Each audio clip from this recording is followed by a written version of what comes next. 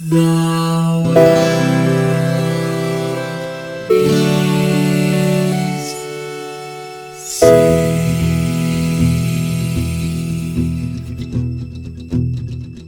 The living room's dark save for light being cast from the big TV screen and the imminent sunrise that's teasing the one starry sky with whispers of morning.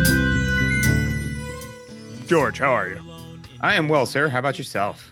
I'm whipping it good. Whip it good. So, first tangent of the show, like 12 seconds in. I actually have. It's called an energy dome, like the Devo hat. It's like it's right here. It's right next to my desk. Were you wearing it the entire time you were playing Castlevania? No, and now I feel like we should just not record this episode, and in 2 weeks after having done that, then we can do it. All right, everybody, like us on Facebook and Twitter. Like and subscribe, y'all. Whip that subscribe button. Yeah, so Castlevania, we played Castlevania, the first one. Yes, not Simon's Quest, which is garbage, and OG Castlevania. Castlevania, the Castlevania. Yep. Which I realized after we started playing this that my nostalgia goggles for this are, let's say, unclear to me, because I know with a really high level of confidence that I did not own this game, and yet I can't place who did. So, like, where this game fit into my childhood, I actually don't have, like, a good story for. Like, I know I played it. I just don't really know when or where. When or where with whom? I mean, you were just probably going into a dark alleyway somewhere, somebody who had just had a Nintendo set up down there. You really wanted the ambiance, the horror aesthetic. Guy with, like, a trench coat who's like, hey, kid, want to play some Castlevania? And you're like, I don't know. And then it just smash cuts to you like, yay! And all sunshine and rainbows. And he's just behind me like, jump over the Medusa head. Oh, come on. You're better than this. Yeah, not every creep with a gruff voice and a trench coat is that kind of creep. I know, right? No, for me, I definitely owned this one. And just, it wasn't one that I threw tons of time at just because so we can't really dance too long about the elephant in the room, which is this game is notorious for being extremely hard. So hard. Yeah. So it's so hard, but it's not punishing, and we'll get into that with like the way the gameplay works. But like I said, like this game, I definitely played it, and I played it a lot, but I didn't play it a tremendous amount because it was hard, man. It was hard. Like, well, you didn't even have the stereotype of like the older brother or sister that you could go to and be like, "Can you beat this boss for me?" No, it was just you just slammed them to the same thing over and over and over again, and then you ran out of all of your lives. And this is definitely like a gameplay note, but so like what I would do is if because there are stages within stages, right? So each stage, right, like has like 3 or 4 areas that like they're like mini obstacle courses, right? Yeah. So if I died in the beginning of a stage back in the day, I would just be like, oh man, that's gonna make it so much harder to get through the rest of the stage. This time when I played through, if I died at the beginning of the stage, I just walked my happy ass off the cliff 2 more times and then just started over with 3 lives. So well, because it's the door. Well, we'll get to this in mechanics, but yeah, I agree with you that it's like I need the maximum amount of my strength between here and the next door. Yeah, but it's very much akin to, walking into a room, getting a paper cut, and then committing seppuku, Well, but knowing like you have a resurrection stone. Yeah. But anyways, visuals. So the graphics in this game are Super Nintendo-y, not Super Nintendo-y, but they're extremely Nintendo-y.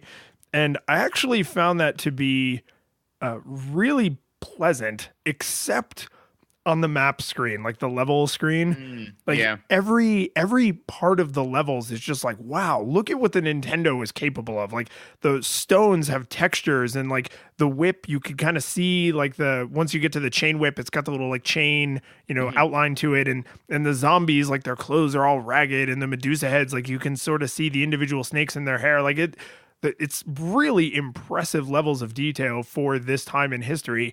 And then you get in between levels and the map is just like rectangles. Yep. It's just like, it's just so jarring from like the love and attention that I swear that whoever the person who did the art for the map, like they must have found out they were going to get fired after this project. They're just like, I'll show you. This will teach you. And, honestly, to be entirely honest, I think it speaks to so I personally think this obviously this game is centered around fear, right? It's a horror game. Definitely. Yeah. So, I mean, this is not Yoshi's Island. This isn't, like you're not going to turn this on and hand it to, like a 4-year-old and be like, hey, kid, you want to have just a good old, no, like you're supposed to be scared and you're supposed to be on edge, right? So after defeating, because you see the map screen after defeating a boss before you go into the new thing. So that's like in the tension and release cycle, like that's the release, right? Because you beat the boss.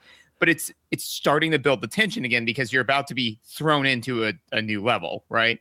And honestly, I paid so little attention to the map because I was already starting to stress out a little bit about what the next thing was going to happen to me. That visual didn't smack me in the face too hard, just because I wasn't worried about the map, man. I kind of looked down briefly at the map and then stared horrified out in front of me, what's going to come after me next? That's not actually completely unreasonable, and I don't know when it entered the mythos, but at some point in the Castlevania mythology, it's established fact that Dracula's castle, every time it reappears, has shape shifted and reconfigured itself. So I don't know if that was true from the word go in the original Castlevania or if they kind of retconned that in later, but I mean the map itself makes no sense. No. The castle's shaped all weird. There's impossible turrets and stuff coming off it. So it's believable that the intention is for the map to seem unhelpful and pointless. Right. But I don't know. It's just the level of detail is so low, and the music has just ended for the level, and you're waiting for the music and the next level to start. And it just goes it's like a walking noise, yeah. So it's just I don't. It's not like I get to choose where I go. Do they even need to show me this? And I think that was a beginning attempt at, because especially games of this, I mean, newer games have this stuff, kind of mastered, but it was a beginning attempt at, it's not just one level leading into another level leading into another level. You are exploring a castle, and so they're like, "Ooh, look, you started here, and then this links you into this other area, and oh, now you have to go into the sewers because why not? Because sewers. Because sewers. And yeah, and so so I think that's what they were trying to do, but I would agree that the map definitely falls flat a little bit. One of the things though that I kind of was like, that you kind of touched on, which is the whip, right? So the whip, when you first get it, it is a whip, right? And then it's like a short leather whip, right? And then you get the whip power up, which is not a whip anymore. No, it's like a length of chain that the warriors would carry. Yeah, and then the final one is so I would say that the second one is almost closer to a flail. And then the third one is a 9-section steel whip with a giant spiked ball on the end of it, And the only reason why I bring that up is because so as far as a visual and service of gameplay, absolutely it accomplished that in the sense that I knew every single time I hit the whip button which level of whip I had. It was very clear. No ambiguity. No ambiguity. I knew if I had the garbage leather whip, the intermediate whip, or the whip that realistically, if you don't have it, the game is nigh unplayable. But with all of that being said, though, to me it was just kind of okay, so Simon, he's got his whip, right? Everybody knows that's his thing. Except that most of the time you're not using a whip. You're using this insane metal weapon that you're way more likely to hurt yourself with than anything else. So that was just kind of a thing. So we've had a history of will, boot up a game and then just immediately dive into it. And this Mhm. game did us the courtesy of having no options. There's no options screen, there's no options to configure, there's no choices. And I wonder if from a game design standpoint, the whip is the built-in difficulty mode, because the leather whip that you start with is short. Yes. The chain whip, the first level power up, I think is the same length, but it hits harder. Yes. And then the super chain whip is like giant. It's like twice the length. Yes. So, and if you die and you lose the whip power up, within the first 4 candles you snuff out, you're going to get 2 whip power ups. So like Yeah. if you want to play the game on the easiest setting, not easy, but the easiest setting, like they make that very accessible for you. So I kind of wonder if like that was sort of like an intentional, like, hey, beat the game with the chain whip and then maybe try it with just like the leather whip and see if you could still do it. Well, so to me, the what I think that it is again. So I first of all, I mean, I think I hold this game in high esteem, so I am much more likely to be like, oh, this is what they were trying to do, even though they may have just gotten lucky, So I don't want to gush too hard, but what I think that it is, I think that actually that helps add to the horror aesthetic, because so like you said, you snuff out 4 or 5 candles, you're going to get the 2 whip power ups, right? Well, no, they're going to drop. You may not get them, because there were a number of times where like I hit it and then I got knocked away and like I couldn't pick it up. Or one of them, I think you hit it, and if you're not close enough, it just falls directly in like off the screen. Yeah, right into a pit. Yep. Yeah. So it's a way of saying like even this thing that you are relying on and you have 90% of the time, it's not guaranteed that you have it. You got to focus, because when you hit that candle, you got to make sure that you are in the right place, that you're being a vampire hunter. You're being very careful and mindful of your surroundings, because if you're not, if you mess up even a little bit, you can lose this thing that makes the rest of the game so much harder, Yeah. And so that actually raises an interesting question for me, because I like that you always think of like, how well do these visuals actually service the gameplay? And from the moment you enter the first level, there is a candle on the screen. It's like a little fire on a pillar. Right. But there's a thing you can whip that will drop an item drop. And I'm looking at the screen, like I just turned the game on, I got the controller in my hand, and I'm like, if I didn't know I needed to hit that, would I hit that? Or like I really, and because you go, I don't know, 2 full screen lengths before you see your first enemy. Actually, right. No, considerably further. So like, would I have just started like pressing buttons if I didn't know what to do? I think I might have, right? Like I might have figured out like, oh, okay, this is the whip button, this is the jump button, arrows make me move back and forward, but I'm just trying to think, like, based on the visuals as they're presented, is there anything you can think of where you're like, oh, obviously, you should hit this with your whip? No, and I may be wrong on this, but if I remember correctly, the first one of those that exists is directly from when you spawn into the beginning of the game. It is within whip distance. So assuming you don't move too far, if you literally start off the game like most devs would assume that you do, especially in the NES days where you've got A and B, the D-pad is pretty much like you look at it, it's got arrows on it. Like that's what makes you move. Start and select never ever do anything other than start and select, except in some games when they do. But we can generally assume that they don't. So if you hit A and B, you're going to jump up in place, and then you're going to whip, and then you are automatically going to destroy the thing in front of you. Yeah, I'd have to check those measurements, but it's believable that if not right there, somewhere early on, maybe actually in the next room, the zombies pour in fast enough that you are likely to hit a candle while you're trying to hit them. Yeah. So maybe they're like, well, if you don't do it on the first screen, you'll almost definitely do it on the second screen. And if you somehow make it all the way through the game without hitting a single candle, how did you do that? Yeah, I think that's the hard mode of the game. Yeah, and you'd have to be such a stubborn jerk in order to get like all in and be like, oh, well, I never hit a single candle. It's like some of them are in places where they're begging to be hit. What you can get through the entire game without getting to is hidden mysterious roasted wall chicken. No, I disagree. No, yeah? Yes. So as far as I know, the first dungeon wall chicken. Oh my God.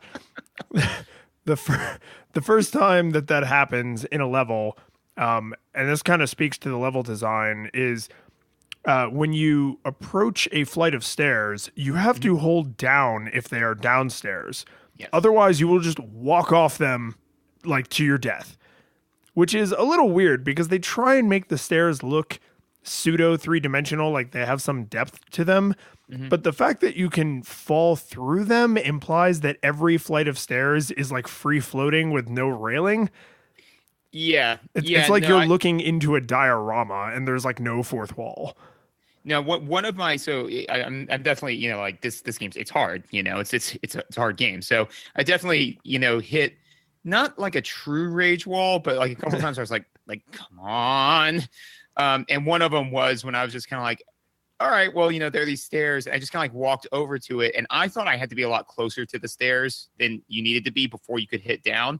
And I got a little too far out, and then just like plummeted, and it's like do do do do do do do, And I'll tell you what, man, I hear that little tone in my nightmares now.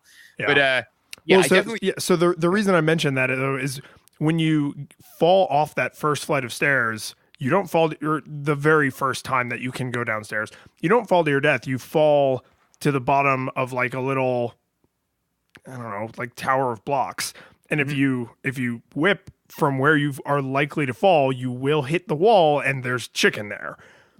So it's not like they don't spoon feed it to you. It's not like there's a monster there and you hit the monster and you also hit the wall. So of course it happens. Like you could easily never ever find that, but there's enough of a chance that it's like, somebody might fall down and might hit the whip button and kind of just be like, damn it, I fell down, and like whip chicken out of the wall. Yeah, no, I really feel like the chicken also, and it's straying into mechanics a little bit, but is also, to me, because we play Dungeons and Dragons, right? So we are both want to project stories onto like empty vessels, right? Yeah, it's hard to come up with a good narrative for wall chicken, but it's not impossible.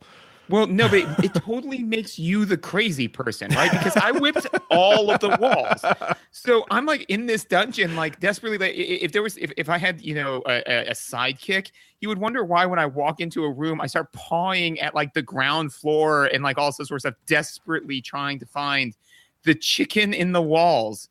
And so yeah, I think that just, to me, further drove home the desperation of you, the hero, that you were just like trying to find food in the walls. So yeah, no, I like that headcanon accepted.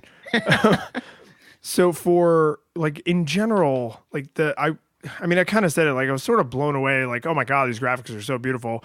And the two things that I noticed, because we have picked this apart in like almost every game we've touched, is there's just literally zero palette swapping. There's none. Every character has whatever palette they have, and every time you see them, they have that palette, and you know exactly how many whips it'll take to kill them and how they're going to move. Like, just 100% consistency.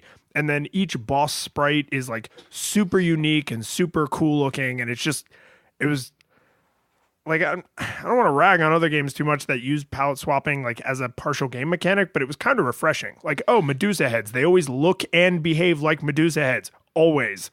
Right.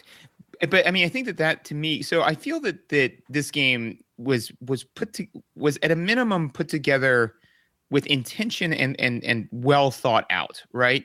So basically, I think that honestly, they started with the idea of like, can we make a horror game for the NES, right?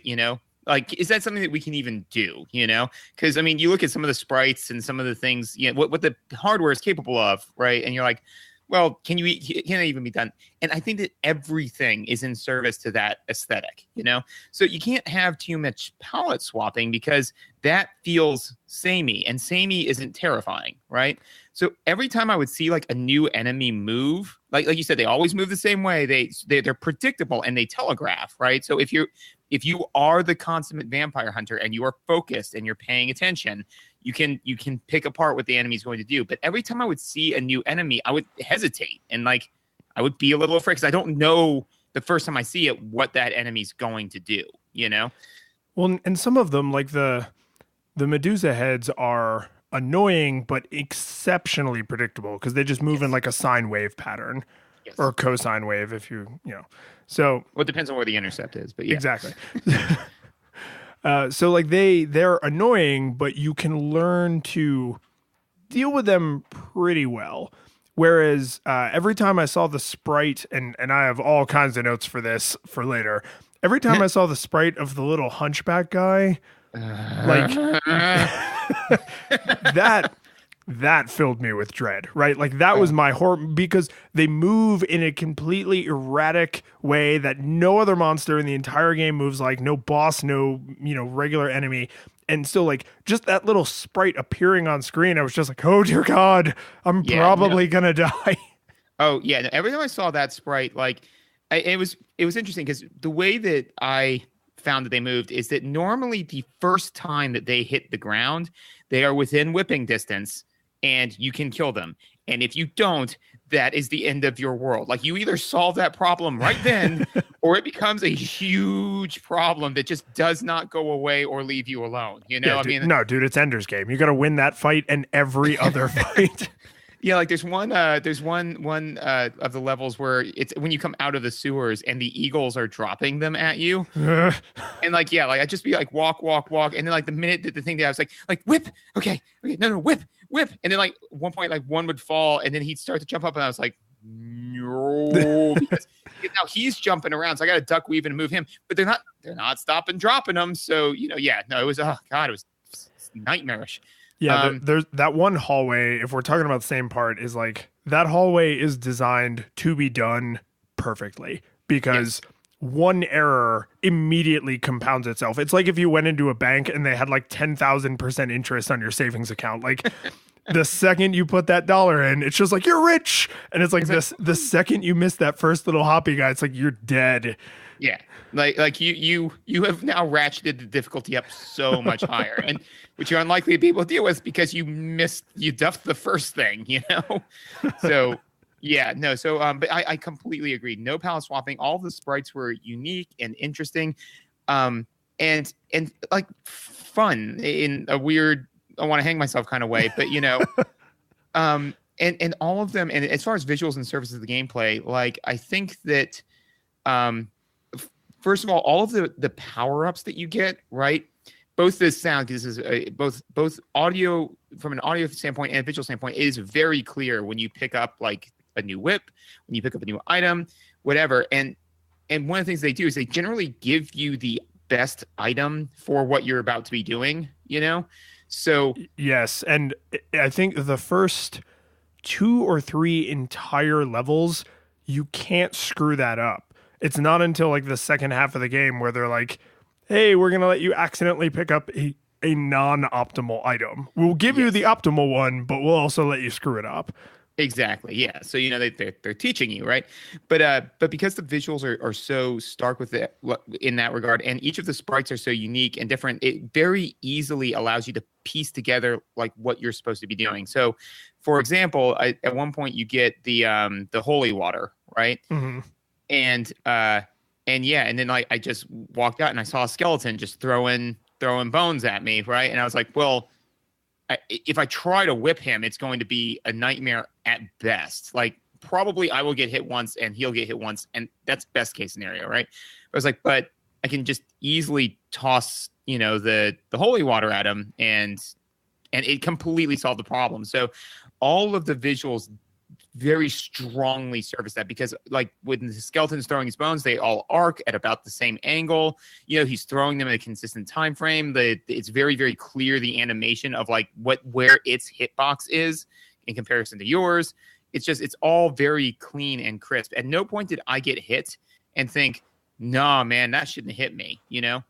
Like I deserved it every time.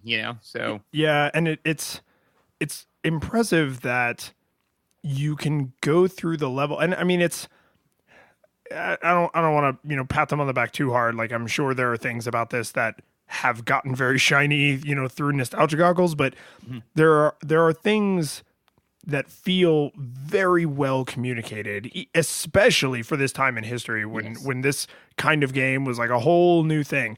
So to be able to walk through a level and say, I know what's expected of me, I know what my tools are, I know how I can use them to solve problems, but to still feel like disempowered and concerned and like you're treading very, very carefully. Because it's kind of like, I know what I need to do, like performing surgery on yourself, like in Master and Commander. It's like, I know what I need to do, but if I screw this up, I'm going to bleed to death. So I'm still not like happy-go-lucky about it. I just understand what needs to be done. Yeah. Oh, absolutely. I thought they did a great job with that. One of the other little visuals, and again, to me, it just everything about this seems planned to the point where I don't really ever want to hang out with the guy who planned it, because he seems like he or she would be such a huge pain in the butt. Like they'd be the biggest stick in the mud, because they'd be like, oh, well, no, if you're going to do it this way, then here are the 15 notes I have of minor nuance changes to exactly what you did, because it's so thought out, right? But like one of the things they did with Simon's avatar that I just thought was interesting is that, so it's NES era graphics, so he's very clearly human. And one of the places where I've said a number of times where NES got away with a lot more than they normally would is that it's the left side of the uncanny valley, right? So they're animating things that aren't human, or even if they are human, they're a cartoon like Mario. Nobody looks like Mario. God, I hope not. No, I mean, if they did, they'd be in a Castlevania game as a villain.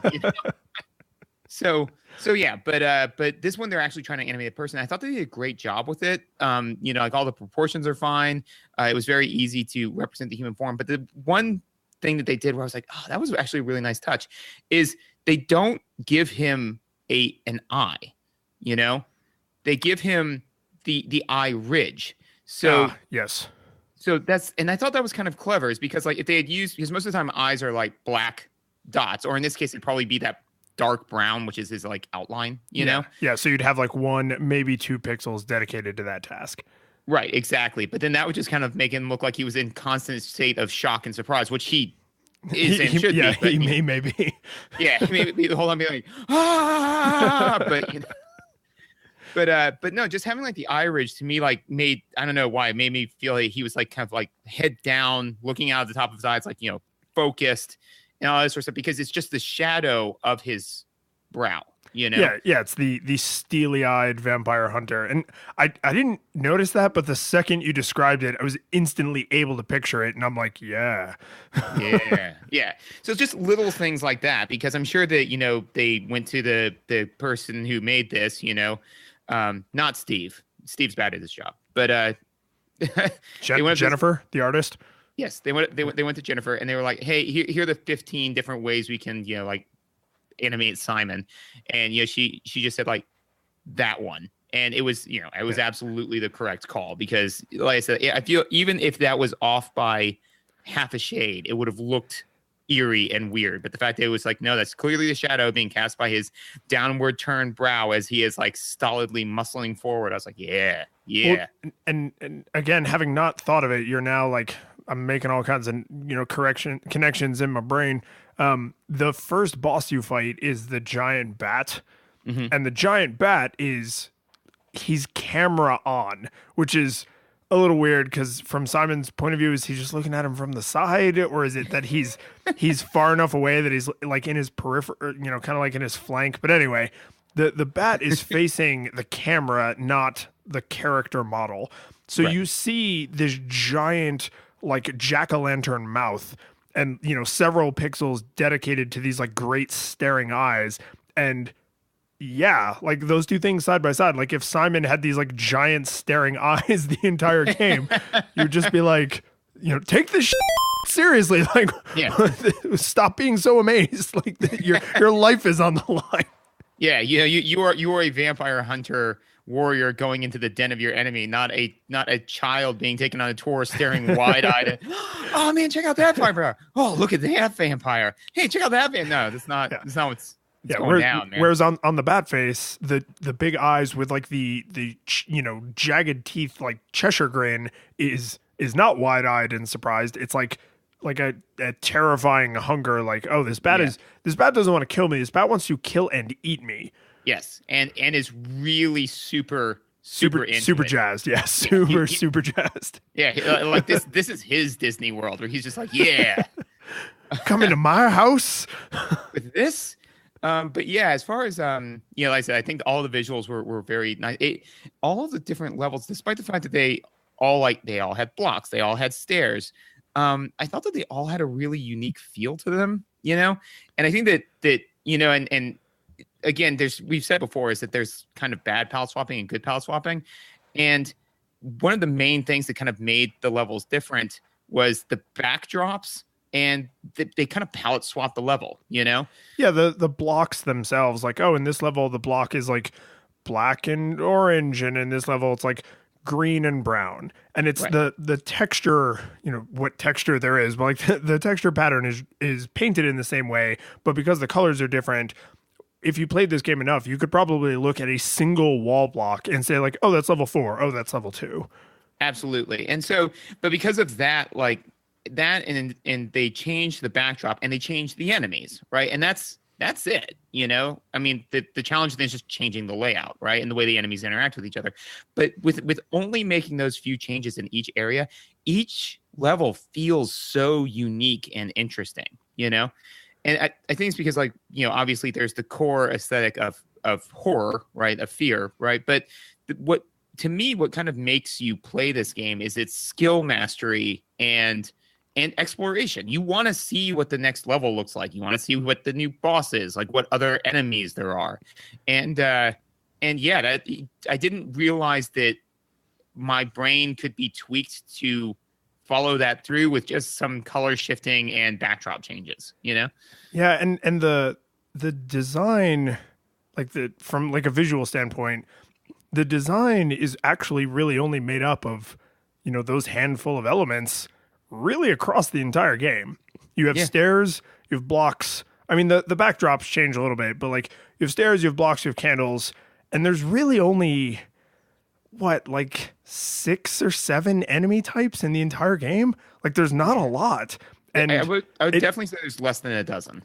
Yeah, and it's how they come at you and when they come at you and the quantity they come at you in. Like there's really, a very limited tool set used through incredibly masterful and thoughtful level design, which means you don't have to rely on lame things like palette swaps. Like, oh, those are the bluebirds. The bluebirds go up and then down, and the redbirds go down and then up. Like and I mean, there's a place for that in games, but I feel like if you as the player got into that mindset because you're triggered by like the color of an enemy, that it would pull you outside the horror. So saying like, okay, all birds are going to be black and all zombies are going to wear the, the like ragged kind of lavender color clothes. And that's just it. Like, if you want to use zombies, this is what they look like. This is what zombies look like in our universe. Yeah. And all of them look the same. Yeah. It prevents you as the player from thinking about the mechanics of the game that are being communicated through visuals. Yeah. No, I think that's actually a really good point, is that the game does a great job of not really making you feel like, or making you aware of the fact that you're playing a game, like it doesn't pull you out by being like, okay, well, this is Blue Ninja palette swap 17, therefore they do the following. It's like, no, this is this is this type of monster, and this is the way this type of monster behaves, which makes you a vampire hunter because you are the expert on how his minions behave and how to act. And I mean, Netflix just recently released, Castlevania, right? Have you watched it? I have. Oh, it's good. Yeah, it's good. But and for any of our listeners who haven't watched it, go watch it. It's good.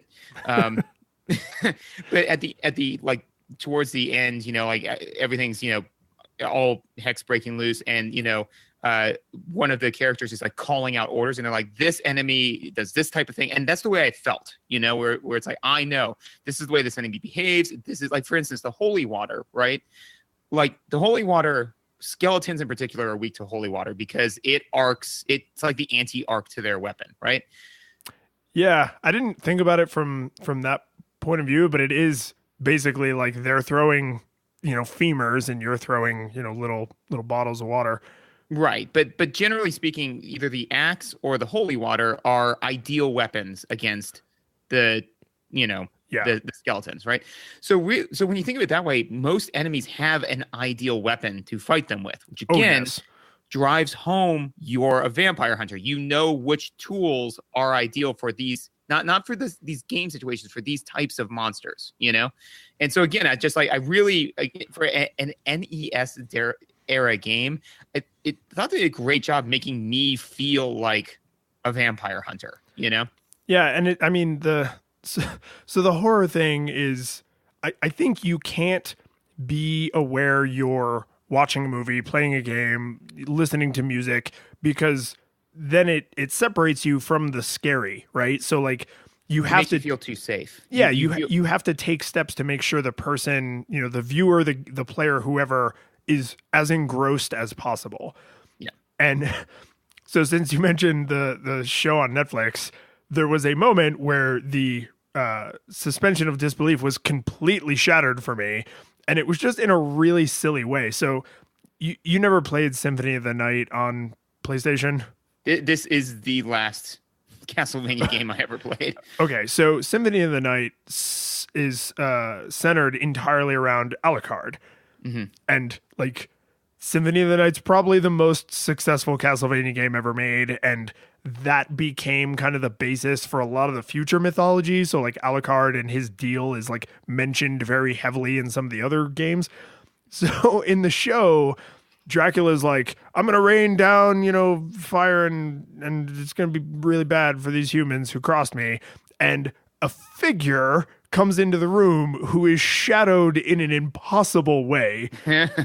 and he's like, you know, Dracula, don't do this. And Dracula's like, you know, I do what I want. And then they fight and you don't see it. But the implication is Dracula is fine and we don't know what happened to the other guy. And then like 3 episodes in, it's like, other guy, and the girl who's in the room when Alucard comes out is like, Alucard, the son of Dracula? And I was kind of like, I happened to be in an airport watching it on my iPad. I just looked around like, yeah, did everybody else not know that? Did you guys not know that? Like, is this a reveal? the second he came into the room and he was all in shadow, it was like obvious that it was him. Yeah. Oh wait, yeah. I get it. They couldn't write the story assuming that I would know that, but it was just funny because it's like if this cartoon wasn't written for fans of the games, who was it written for? But at the same time, I was like, yeah, okay, it'd be really lame if they just broadly assumed every single audience member had this wealth, you know, decades of background knowledge. Yeah. No, but yeah, that video is very good and in service too. I think it serves the game pretty well. But yeah, so I mean, pretty much that's my notes on visuals. Is, you know, they're awesome. Like them. Good. Let me ask you one other thing, because you noticed this minor detail about Simon. I was very aware, and I don't know why. I was very aware of the fact that the only other humanoids you see are humanoid size, with one exception, Frankenstein. So the zombies are like the exact same size as Simon is. Mm-hmm. And the mummy bosses are just a little bit bigger than you are. They're not huge. Like if, you know, Simon's, I don't know what his canon height is, but let's say he's big. Let's say 6 foot. Mm-hmm. The zombies would be, or the mummies would be maybe like 7 feet tall, or like 6'8". Like they're big, but it's like, well, they're monsters that are wrapped in like all this cloth. So it's like, maybe they're actually like 6'2", but they have all this crap wrapped around them. But then Frankenstein, who is supposed to be this horrible amalgamation of human body parts, is a freaking giant. Like, yeah. He's probably close to twice your height, or like plus 75% of your height. And yet him being that big didn't feel weird. I was just like, oh, well, the zombies are my size because they're other humans. Oh, the mummies are about my size because they're other humans, like in mummy garb. But Frankenstein being big, I was like, oh God, it's Frankenstein. Like it didn't bother me that he was a giant. No, I certainly agree that it did not bother me at all. Like that did not shatter disbelief to me at all. Honestly, so when we decided to sit down and play this game, I remember you had reservations because you're like, I'm not sure that we can do a podcast on this because neither of us are skilled enough to get far enough into the game in order to accurately assess the game. And so it was a real concern. Oh yeah, no, absolutely. I mean, the game's hard. It's just a hard game. But so basically every time I got to a boss, I really did feel like for Frankenstein, I came in and immediately like I saw Frankenstein and I saw that one of those little monkey dudes. To me, they were like feral monkeys, Those enemies are reused later. They're actually little hunchbacks. So like they are hunched and they're also like small and deformed, but anyways, I saw that and all of my attention went to the hunchback, not to Frankenstein. Yeah, no. Because I was like, that's gonna be a problem because I hate those things. But yeah, no, I want to get to music because I have a note that I'm actually kind of proud of. Oh, sweet Jesus, let's do it. Yeah, right. Because I never have notes on music, and so when I was playing this one, I was like, no, this time I'm going to pay attention to the music. And we didn't get into the general music. So the music is awesome. It's really, really good. It's super memorable. But on this sewer level, right, where there's all of like the creatures from the deep and all that sort of stuff, there is totally a musical allusion to Jaws. Yeah.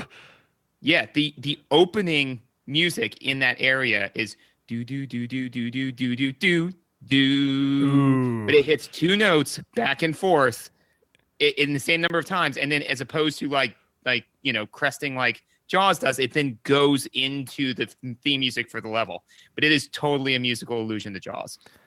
Yeah, no, I can feel it. Like if the composer was like, no, I was actually referencing this like 14th century symphony, I'd be like, oh, okay. But I mean, it's definitely evocative of that same kind of creeping foreboding, which I mean, I know like the story is with when what's his name brought that to Spielberg. Yeah. Spielberg was like, but seriously.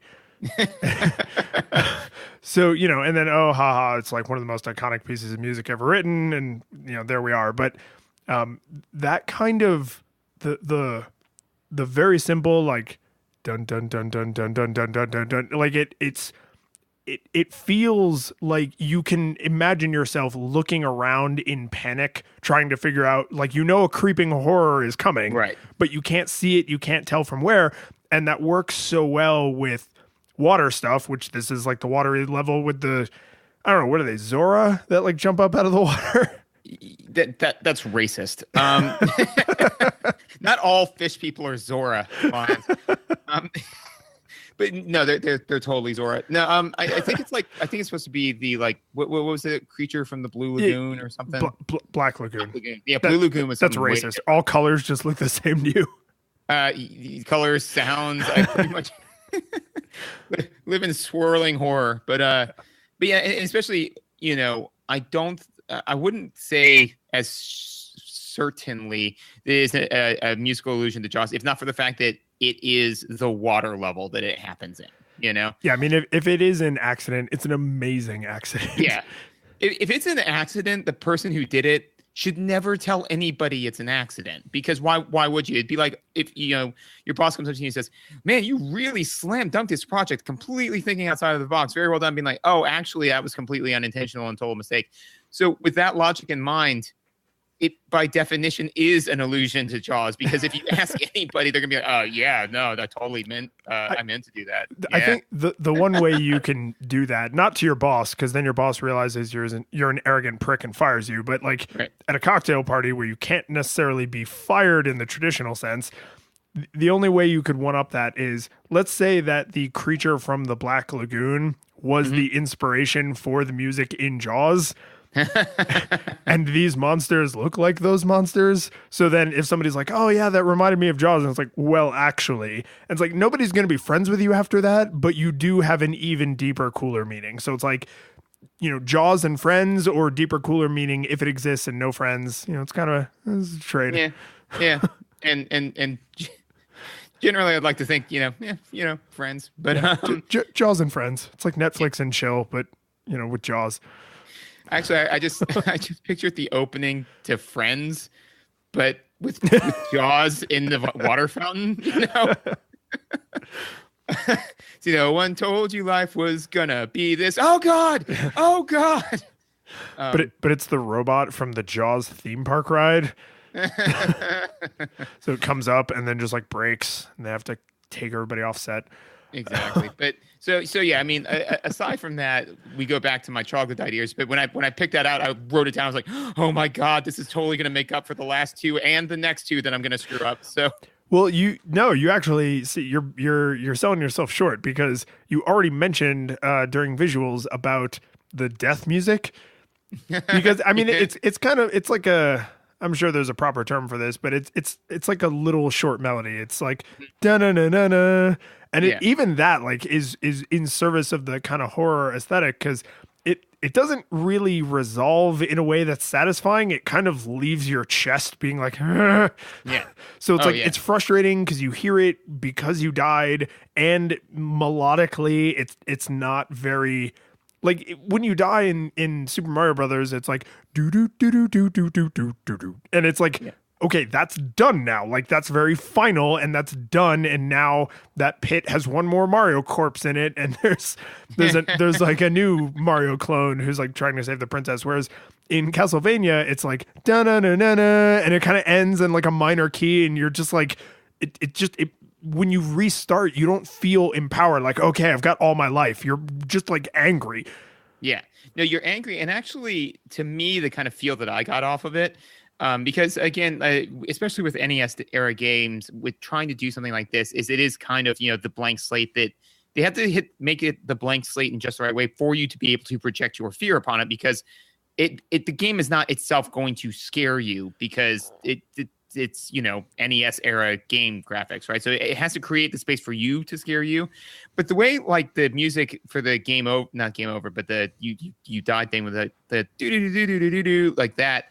Is, to me, it's like the game looked at me and said, womp womp, you know, like, but like in a way, it's like you died, you died, you failed. Try again, but you know, but this was the end of your story, you know, like you messed up, you know, but then to juxtapose that though, so when you would then get to the point where it was like continue, right? That's a little bit peppier and more upbeat, because I feel like they were like, if we constantly like kind of crap all over the player, they're just going to drop this and never pick it back up again. So when it's actually continue, which is very gamey, you know, so it's not like, do you want to keep playing this game? Come on, man, keep playing the game. Oh, you died.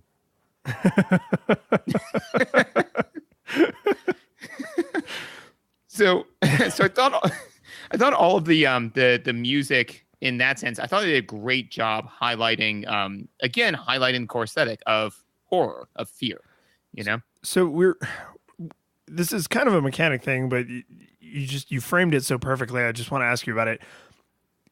Can you imagine that the continue mechanic exists because the death mechanic is intentionally like beating you down? So this game has infinite continues, which is super welcome because it's so hard.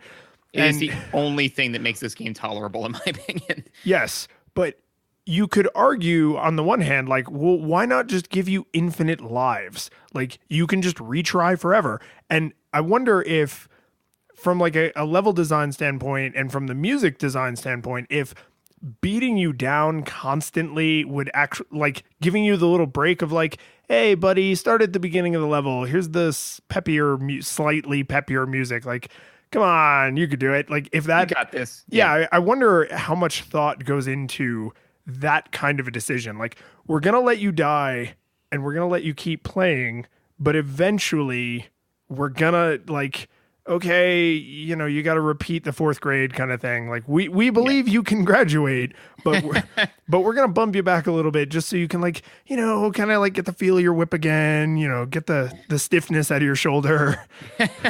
Well, I think that for me, and I may be off base on this, but this definitely drifts into gameplay, but the game had to be set up this way for 2 reasons. One is that, so like we said, is that if there were no continues or limited continues, the game would be nigh unbeatable, right? You know, Well, it'd just be so hard, it'd be unfun. it'd be punishing, Yeah. right? It wouldn't be hard, it'd be punishing, you know, because like you want to go explore, you want to go find these new areas and new things, but you know, it'd be just too stressful to realize that a mistake you make in World 1-1 is going to, you know, like there's no point in playing anymore, like some other games where you really have to worry about like, you know, what area of the level you're in, you know?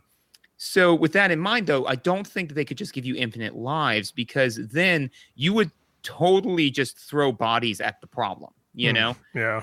You wouldn't be calm, controlled, collected, and careful. Most importantly, careful. You would just throw life at it, you know? And that's also not what they were going for. So it's like, no, we want you to realize that every mistake you make has a consequence, but not a soul-breaking consequence, you know? Yeah, it's still a game. We still want you to have fun. Yeah, so I think that I think they did a great job finding that middle ground of like, well, we don't want to make you so powerful that the game isn't scary, but we can't make the game so punishing that it's not worth playing, you know? I think they found a really good middle ground there. Yeah, the one sound note I have that's like, it's a complaint just because it seems unnecessary. Like they could have had a third sound. So there's the normal whip sound, which is, you know, like a whoosh, and then there's the sound of it hitting something. Well, actually, when you just fire your whip, it doesn't make a noise, but when you hit something, it makes a noise. And there's a little like explodey flame to let you know like you broke a thing or killed a guy. And when the first enemy you fight, if you don't have the chain whip, that isn't one hit, is like the dragon, like the little dragons that spit fire. Oh, and of course all the bosses. I mean, all the bosses obviously take more than one hit, but like when you hit a boss or when you hit the dragon fire thing, it makes kind of like almost like nails on glass, like a wachink or like metal scraping against each other.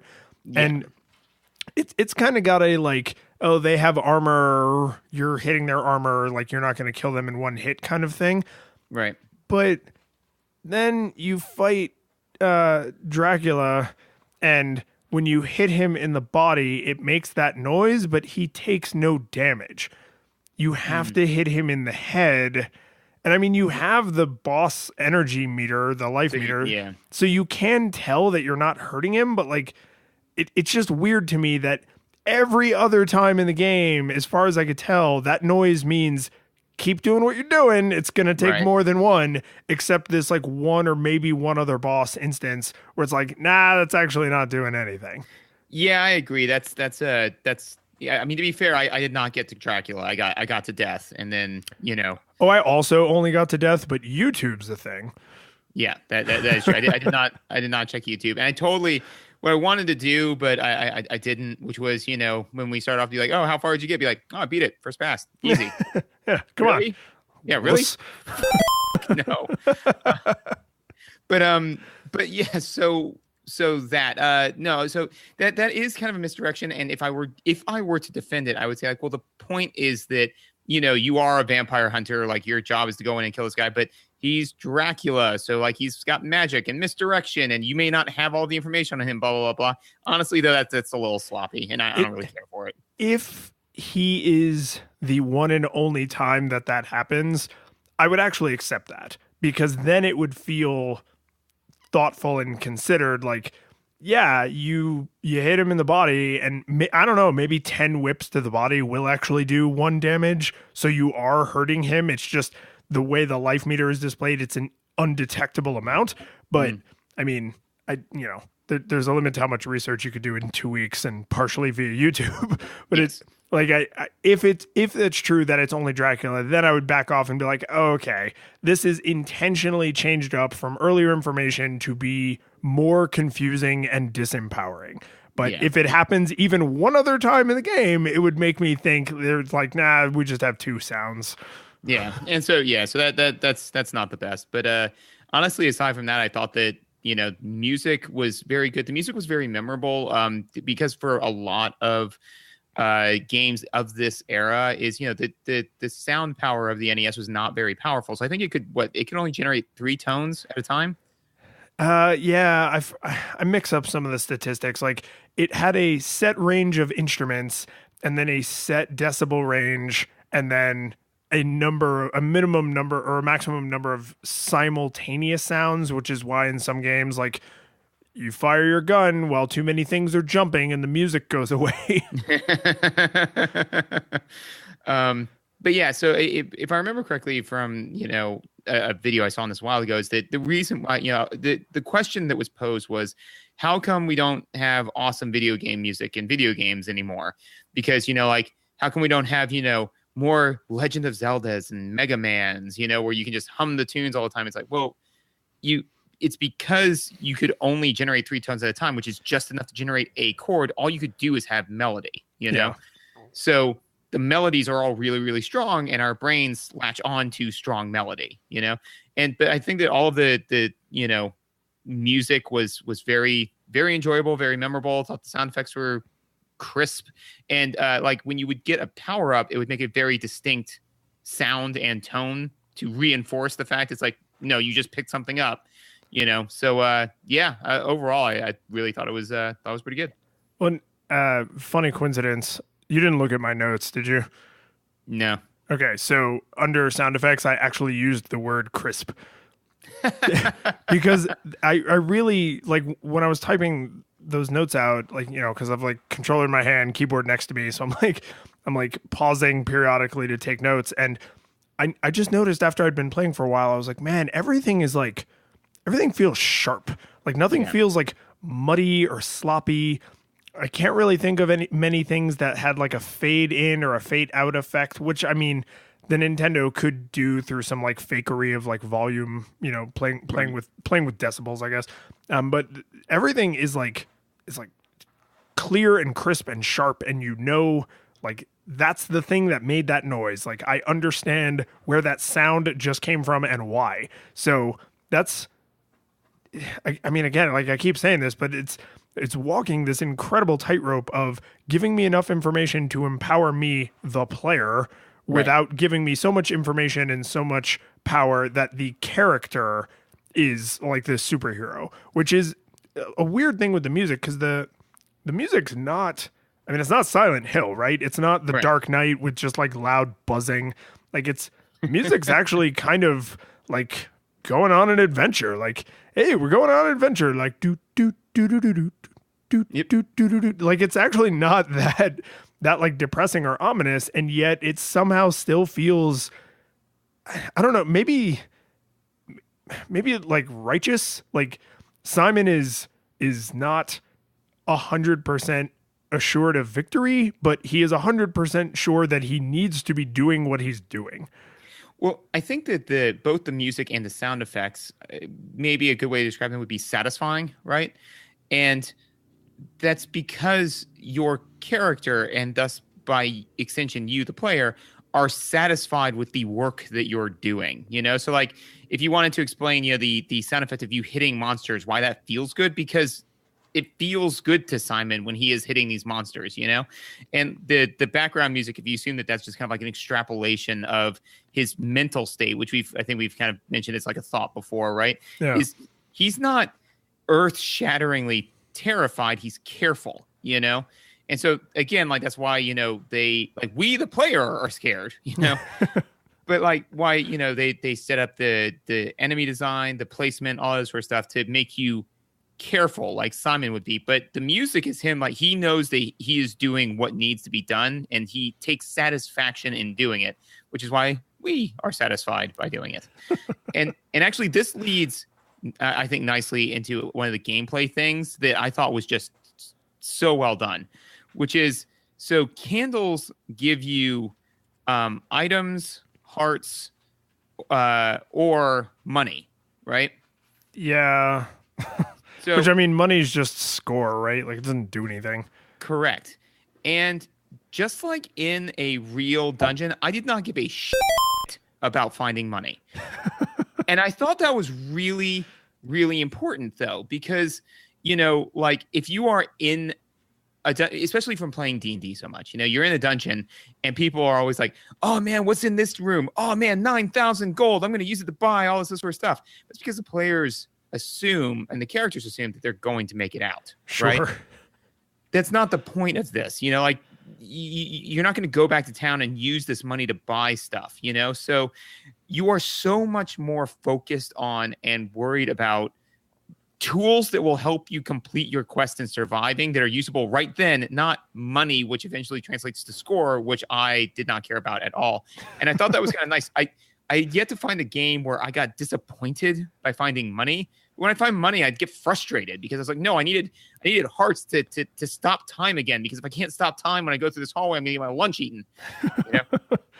Yeah, that's so there was the money, and there's one other item that I admit I just did not push hard on what it does, which is like the little tablet with like Roman numerals on it. Oh yeah, no idea what that was about. I'm willing to bet that if I had pressed select at the right time, that something significant might have happened, because it's like the only button I wasn't pushing. Yeah. It's a Gemini symbol, right? If I remember correctly. Is that what it's supposed to be? I mean, it looks like a Roman numeral number 2. So yes. It would not surprise me. And obviously we're going to look this up the minute that we get off the air, and you can find it in the show notes. Yep. It would not surprise me if when you pick that up while it's active, if it's like a score multiplier. Yeah, I'd accept that, because it's definitely, there's no way they give you something as powerful as double damage. Yeah, or something. Yeah, insane like that. I mean, especially because any of the other things that are like big uber powerful like that are very clear what they do. Like the Holy Cross, that. Oh yeah, that kills everything on screen. Yeah, which is amazing. Then there's what I assume is like a carafe of coffee that makes you invincible, but only for an incredibly short amount of time. So, yes, it does mechanically make you invincible. I assumed it made you invisible. Is that because of the visual effect, the crazy glowing? Yeah, it's because of the visual effect, and the way, because you seem to kind of like fade out and then back into reality, as opposed to like most of the time with most invincibility things, like do do do do do do do do, and like you're like crazy colorful. This one makes you fade in and out of existence. So I mean, it's mechanically it's the same. You can't be hit, but to me it was like it's not that you can't be hit because they're hitting you and pinging off of your mighty armor. You can't be hit because they just can't see you, and so you're just kind of like moving around them. So I can't say this for sure, but I think the enemies still respond as if they can see you. So I would split the difference between invincible and invisible and say incorporeal. Yeah. So they can still see you, but it's not until they swing and whiff that they're like, oh God. Oh, darn it. Yeah. So you got like the 50% miss chance, and they always like roll low on their D100s. Yeah. No, I can get on board with that. There was a couple things about the mechanics and the controls that I was hyper aware of them at first, and then immediately like got over it, which I think speaks to the quality of the overall design. Like they knew they were shoveling in these two really annoying things, but it was for the right reasons, which is I don't know if I've ever played another game that's a video game where you can't control your jump arc. Like, yes. Yeah, when you jump, you are married to that jump. You can't you can't arrest your momentum, you can't change your direction, you can't do anything. Once you have started to jump, you are jumping. Yes. And yeah, this is the first game that we've played so far that's like that, and it is super weird at first, because you're like, oh yeah, I'm going to jump. Oh, no, and it doesn't matter. But to be fair, though, how high and how far you can jump is way less than it is in most games, because like Mario jumps like 5 times his height, something. Oh yeah. This is a platformer in the sense that there are platforms and you have to like walk on them to complete the game, but it is not a platformer like Mario or Sonic or Mega Man, where the skillful navigation of platforms is what makes or breaks the game. Right. And so, so for Mario, who jumps 5 times his sprite height, versus Simon, who actually, one of the things I thought was interesting, and this is kind of a visual, is when he jumps, he actually gets not that much further off the ground. He gets one full like sprite level, so that way you can jump over bad guys, know? But half of it is him getting higher, and the other half is him lifting his legs up. Yes. Yeah. So, He jumps in a fairly natural way, like a believable human way. exactly. That's the thing, is that the way he jumps, I would say that he actually jumps about as high as a human could, which is to say that if you jump and tuck in the air, you would probably be able to clear about half of your normal height, Yeah. So because the jump is so small, it's not insufferable not being able to arrest your momentum, because you're not in the air that long. It's supposed to with Mario, where you'll like jump and you'll be hanging in the air for like 3-4 seconds before you come back down. And if you were married to that jump arc, it's not so much that you're married to it. It's just that you're signing like a lease, like a 1-year lease, Mario, that would be until death do us part. This is more like until we want to re-up next year. Yeah. And the level design supports the way he moves. There's just a handful of times throughout the entire game, and then there's several that are like, there's one level, is it the death level? There's one level where the platforming is noticeably more difficult, but it's the death level. Yeah, but it's but it's not early in the game. It's not spread throughout the entire game. It's like, this level is more difficult in this specific way toward the end of the game, so you should be kind of used to how Simon moves by now. And this is supposed to be a hard level, so like there's, again, like, you understand why they made the decisions they made. But the first, I don't know, probably 10 or 15 minutes of me playing this, especially because I know I haven't played this since I was a fairly young kid, was just like, okay, every time I jump, I got to remember, like, that's what I'm doing today, is that jump. Like, I'm committed to that jump. And next jump, I might do something different. But once I start this jump, that jump is happening. And it's very video gamey to be able to control your trajectory in midair without any kind of additional propellant, but we're used to it. Yeah, exactly. No, it's very important. Yeah, no, I think that was definitely very, very unique to this game. Just funny game-related tangential story. So I got to Death's level, and I could get about 3. So the way I would play it is I would, play it for a bit and then leave the system on and like go take a break, detox, have a drink. Yeah. Come back to it. And so I had the system running when a friend came over. And so we had a couple of drinks, and then, we're like, well, let's play, because worst case scenario, we die and it just puts me back to where I already was. Right. And that was when I was able to get to Death. And I really wanted to beat him, just because I wanted to be able to like wake up the next day and imagine it's like Simon got drunk and went and go and like killed Death, and like wakes up the next day in the dungeon being like, oh man, what did I do? What happened? But unfortunately, I couldn't. There's the really obvious like trope allegory there of like the person who wakes up at like in a bed that's not theirs next to a person they did not want to sleep with. So like Simon wakes up and like his whip falls off his chest and he's like, oh God, what happened last night? And Death is like sprawled out, like skull crushed in, robes all torn asunder, like spinning scythes like strewn about the room, and he's like, huh? Oh God. Actually, to me, I thought you were going with that, it was like, like Simon wakes up and he's like, what did I do? And like turns over and like Death's wearing his button down shirt, and it's like, hey, what's going on? You're like, what happened? It's like, oh, we just hung out last night, man. I mean, it's totally fine. But, see, that's a little too close to the trope and weird because it's Death. Yeah. Well, I mean, but then that would just make you Thanos, right? This is getting weird. But anyways, does Thanos sleep with Death at some point? Well, Thanos is super into Death, man. Like like skull and hood Death? Well, she is more attractive in the comics because of course she is, because it's comics, but right. But yeah. Okay, not weird at all. Anyway. No, it's totally legit.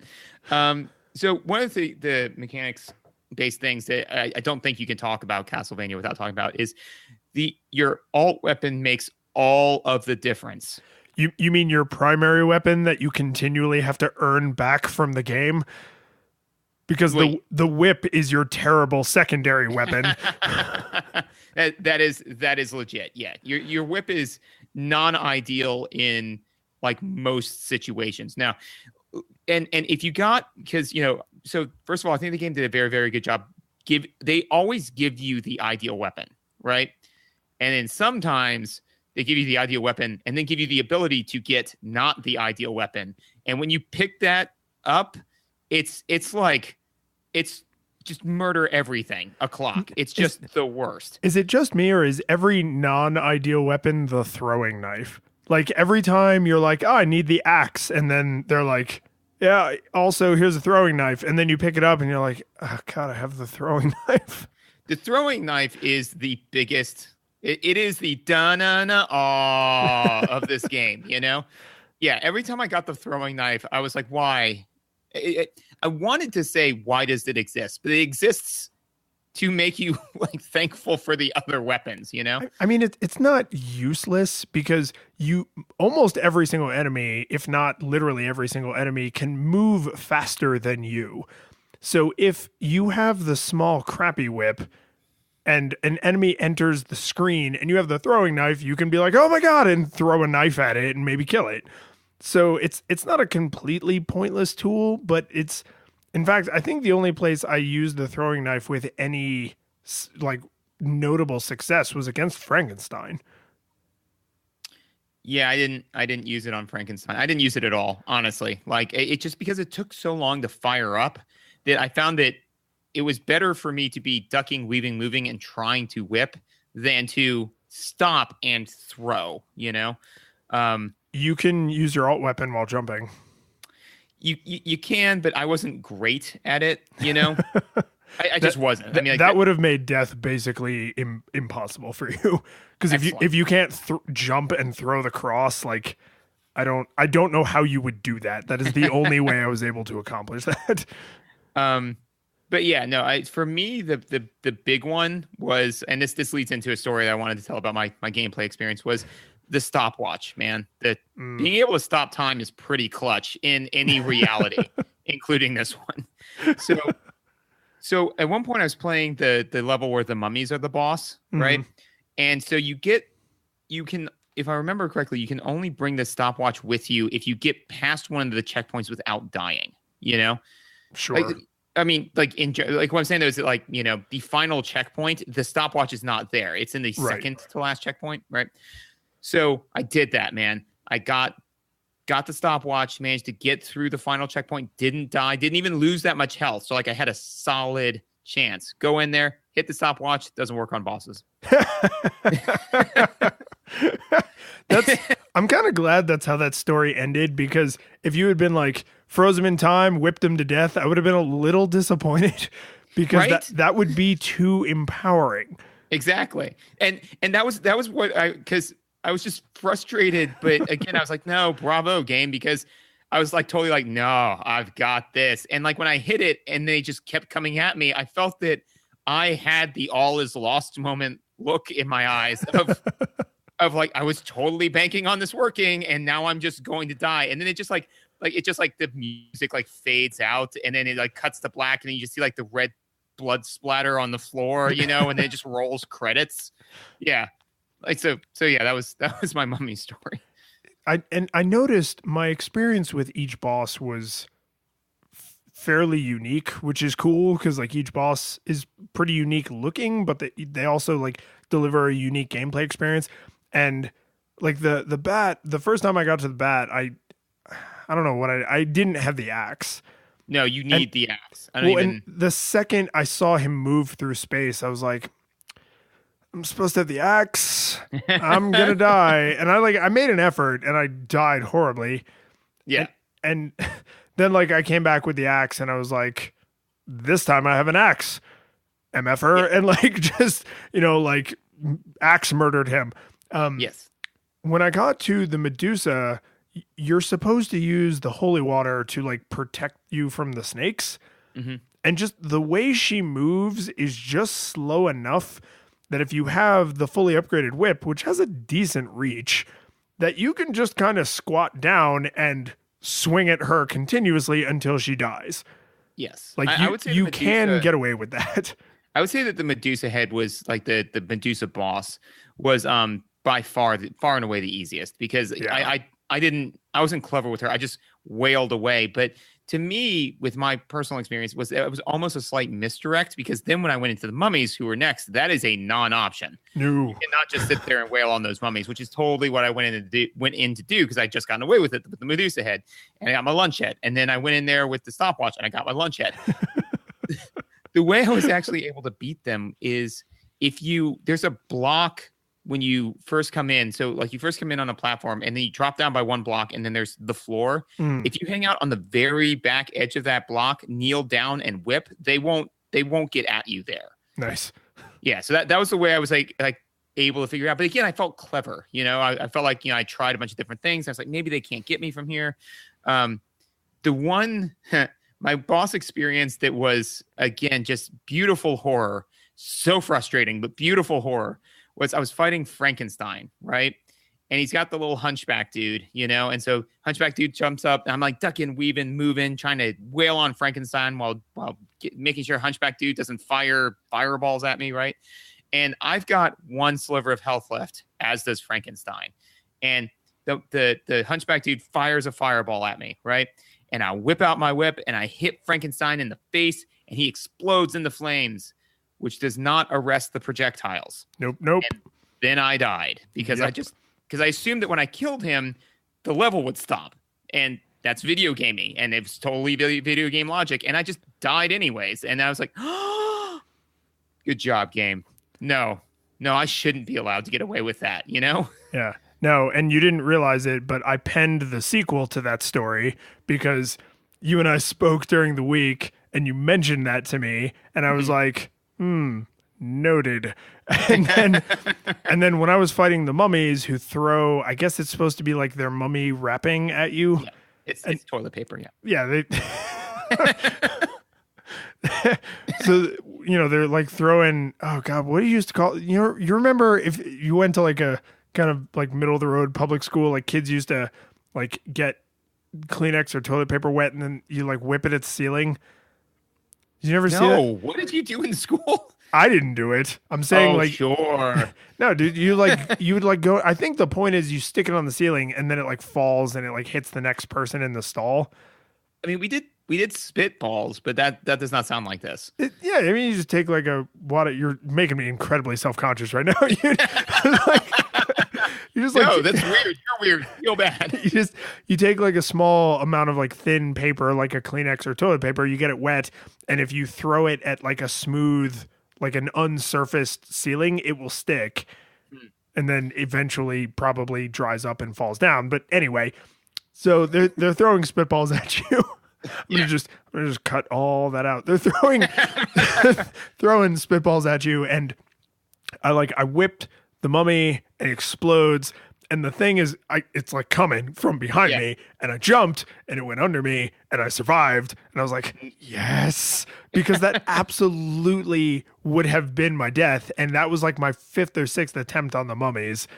So it was like, thank God we had that little anecdote exchange in the middle of our playthrough, because I was like just about to lose my patience and have to like walk away from the game for a while, and I just had it was like a corny Star Wars moment. It was like, projectiles don't get destroyed when the monster dies. Yeah. Whoa. And it's just and it's like, what was that? It's the wind. Yeah. But yeah, no, I 100%, like I said, like, and again, I would be, if that happened in a Mario game, I'd be really frustrated with it. But it was a horror game, and again, like just thinking that everything is going to come to a grinding halt when the hero wins it's video gaming, and that's not what this was. So I felt that that was acceptable. But so this was one of my few complaints, and I mentioned like the committing to the jump arc is like you get used to it. And this was the other thing that I noticed that like irritated me, and then I immediately forgot about it, which is every level has a time limit.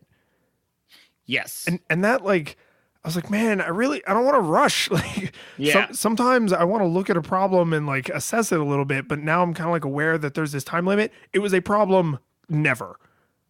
No, I mean, that's the thing, is that if you're moving through the level, in a appropriate speed, you're never going to come up on time. The only time when you're going to come up on time is if you literally are spending too much time in every area, which makes sense because you do want to stop, assess your surroundings, come up with a way to beat it, and then beat it. But you are in hostile territory. You can't just mull the problem, for hours.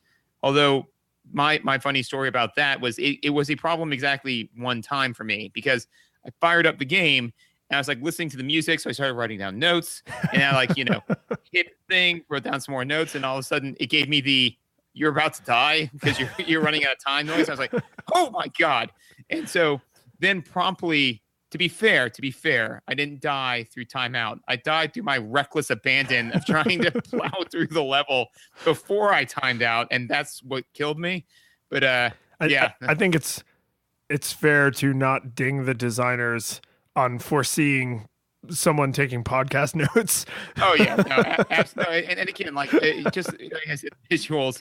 Every death I had, I felt was my death, but that one was particularly funny where I was like, oh my God, I had made a bad decision. It's time to make 5 or 6 more in a row, because I was just like, and I knew going into it that this is not a type of game that you can plow through, but I was like, well, let's take a swing. And I did.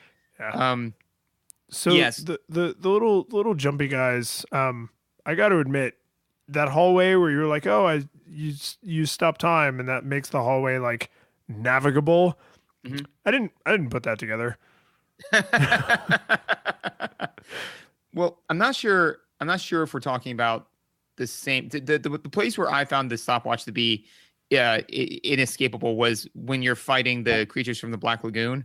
Because you get that area I got stuck in for a while.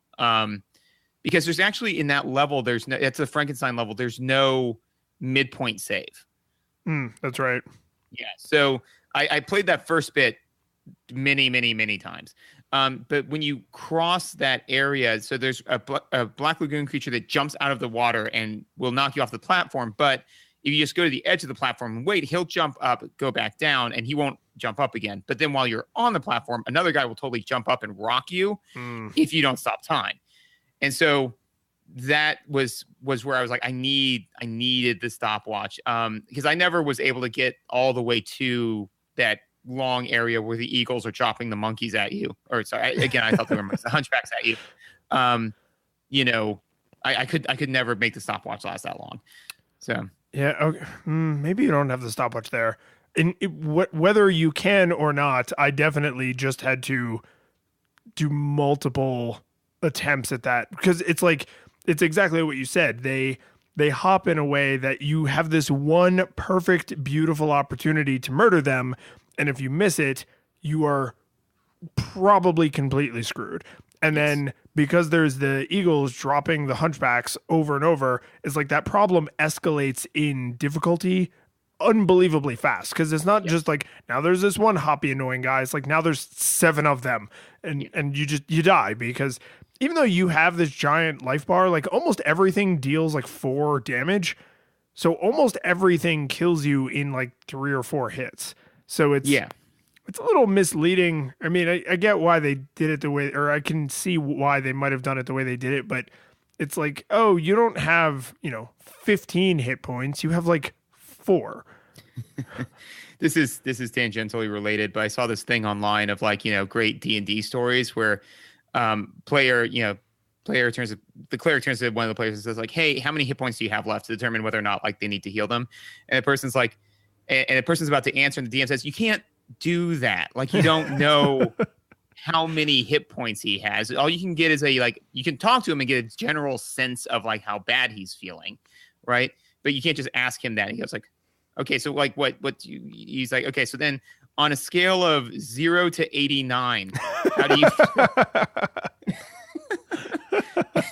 So I thought if I were the DM, I would have let that go because I'm like, that's pretty clever. But yeah, exactly. So you really normally get hit somewhere between 6 and 4 times, depending on what you're fighting.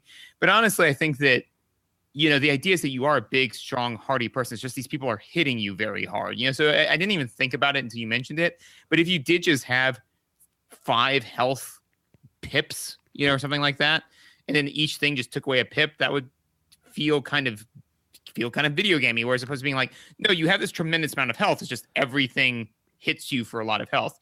And also, too, I do know I did not get this far or would even want to, but there is a new game plus feature in this game that makes everything hit way harder.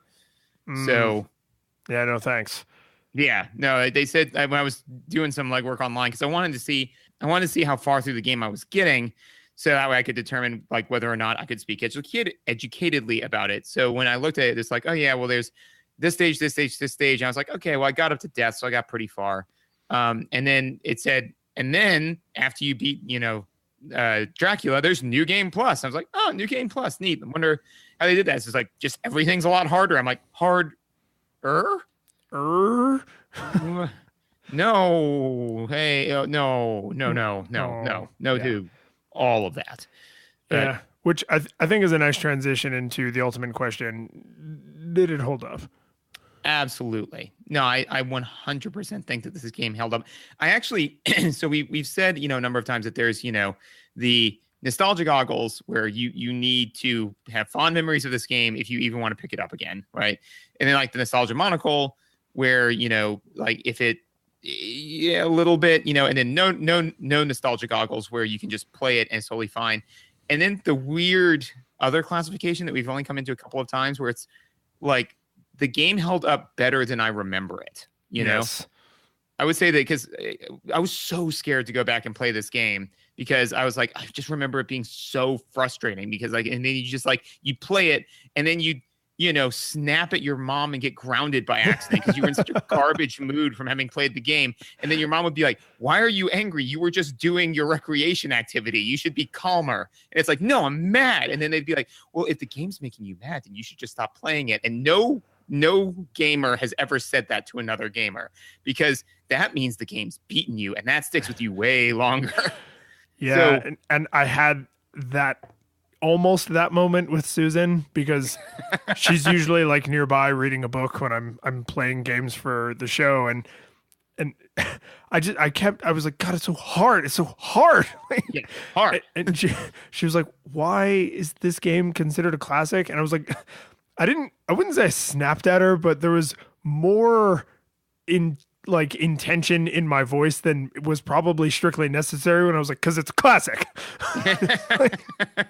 It's just like, but that makes you sound like a crazy person, but it's because nothing in it feels impossible. And more importantly, nothing in it feels unfair. Like you said this near the top of the show, is like, there's very, very few times that I was just like, I'm going to throw my controller through the TV because the game is cheating. I might throw my controller through the TV because I'm angry or because I'm frustrated with the situation, but I don't feel like the world is unfair and is out to get me.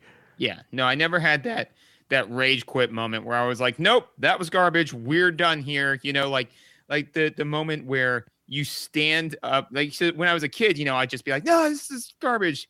As I have now gotten older, my new rage quit thing that Megan can totally pick up on is like, I'll be playing and then I will abruptly stop, stand up, walk over, turn off the system and not say anything. And then just like change to like TV or something like that. And she's like, how's everything going, honey? And then it happens, It's like, no, this is garbage. I'm going to tell you why. And then that's when the tirade starts, but it's just all of a sudden it's like, nope. We're done. We are done here. We're done playing this game. This is stupid. I don't like it. It's cheating.